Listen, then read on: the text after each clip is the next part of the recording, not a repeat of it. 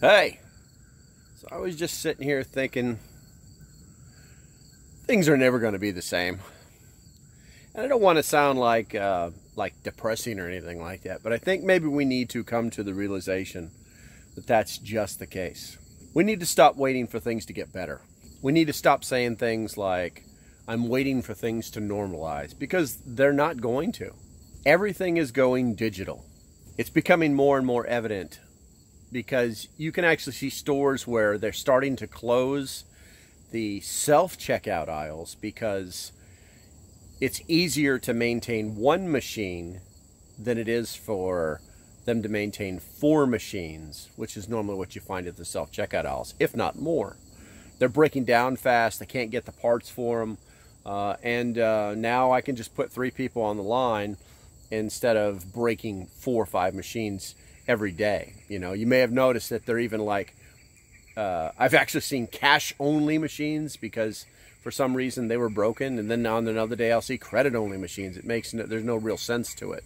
The key point is that everything's transitioning to online or digital. The system is falling behind. It can't keep up. Believe it or not, online sales this year have increased by 3% compared to last year.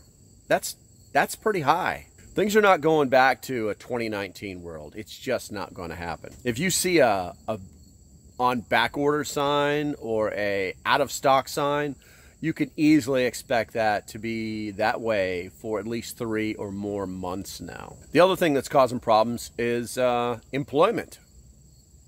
Was actually in a checkout line yesterday, and I was listening to this kid say, well, I say kid, he's probably in his 30s, say, there's no jobs anywhere. He's talking to his buddy. He was just speaking with so much intensity and so much vigor. There's no jobs to be found. But we all know there's more than 10 million jobs out there. And I thought maybe this is a regional thing. But no, I see the signs everywhere.